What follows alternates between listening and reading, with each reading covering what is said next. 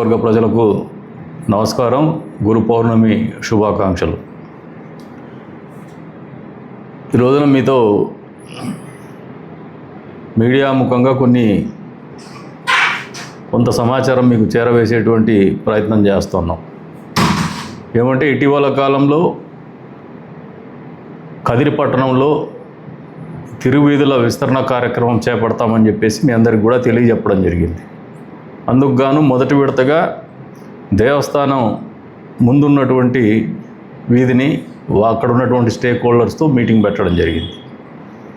ఆ రోజున ఈ ప్రభుత్వం కానీ ప్రజాప్రతినిధిగా నాకున్నటువంటి ఆలోచన కానీ అధికార యంత్రాంగానికి జిల్లా అధికార యంత్రాంగానికి కానీ ఉన్నటువంటి ఆలోచన విధానం చాలా స్పష్టంగా తెలియజెప్పాం.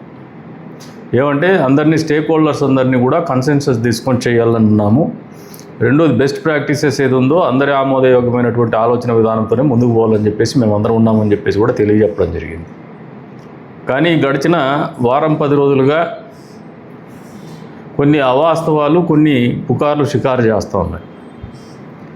అందులో భాగంగా నాకు ఇచ్చినటువంటి విషయాలు ఏంటంటే ఏదో జేసీబీలు పెట్టేస్తారు, మార్కింగ్ ఇచ్చేసి కొట్టేస్తారు అని చెప్పేసి కొంతమంది అపోహలకి గురి చేస్తున్నటువంటి పరిస్థితుల్లో వెంటనే ఏదో కోట్లకు పోవాలని చెప్పేసి డబ్బులు తగిలేసుకుంటున్నారంట. మీకు ఈ నియోజకవర్గంలో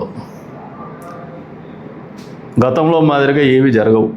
అడ్డగోలు వ్యవహారాలు ఖచ్చితంగా చట్టబద్ధంగా న్యాయబద్ధంగానే కార్యక్రమము నిర్వహిస్తాం.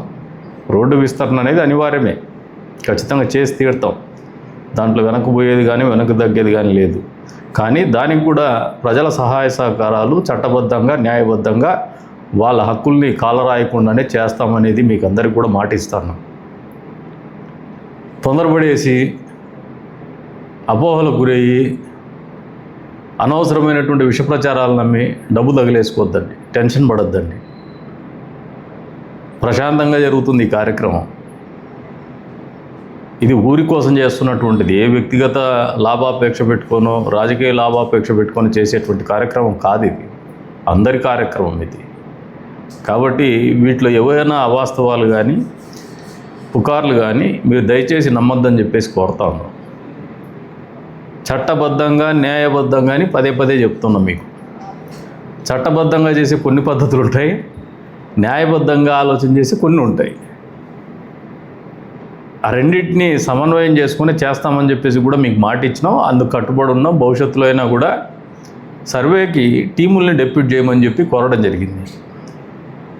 అసలు ఎక్కడ మనము ఎంత రోడ్డు విస్తరణ కార్యక్రమం చేపడతానో దాంట్లో స్టేక్ హోల్డర్స్ ఎవరు, వాళ్ళకు ఇవ్వాల్సినటువంటి ఏదైనా నష్టం కానీ నష్ట పరిహారాలు కానీ ఎంత మేరకు అవసరాలు ఉంటాయి అనేది ఆలోచనది ఒకటి ఎవాల్యుయేట్ చేసుకోవడానికే సర్వే టీముల్ని డెప్యూట్ చేస్తున్నాం.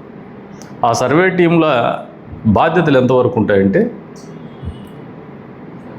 విషయ సేకరణ, సమాచార సేకరణ, గ్రౌండ్ లెవెల్లో ఎంత మేర మనం వెడల్పు చేస్తున్నాము, సెంటర్ లైన్ ఏంది, దాని నుంచి అటువైపు ఇటువైపు ఎంత మేర విస్తీర్ణం చేస్తాం, వెడల్పు చేసినప్పుడు మీకు ఎంత మేర ప్రైవేట్ ఆస్తులు కోల్పోయేటువంటి పరిస్థితులు ఉన్నాయి, ఎంక్రోచ్మెంట్ ఎంత ఉంది, ఇది మేము అసర్టైన్ చేసుకోవడానికి చేస్తున్నటువంటి కార్యక్రమమే కానీ ప్రజల్ని ఇబ్బంది పెట్టి చేసేటువంటి కార్యక్రమం కాదని సవినయంగా మీకు అందరికీ కూడా తెలియజేస్తున్నాను.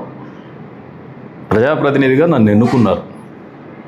మీరందరూ సంతోషంగా ప్రభుత్వం మీ హక్కుల్ని కాలరాయకుండా లేదంటే అధికార దుర్వినియోగానికి పాల్పడకుండా నడుచుకోవాల్సిన బాధ్యత ప్రజాప్రతినిధిగా నా మీద ఉంది.